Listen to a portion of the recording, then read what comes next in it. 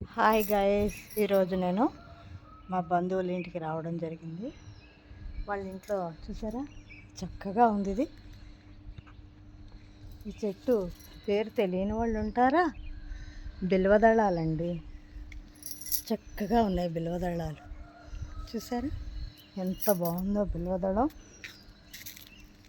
ఈ బిల్వదళాలు శివుడికి చాలా ఇష్టం కదా.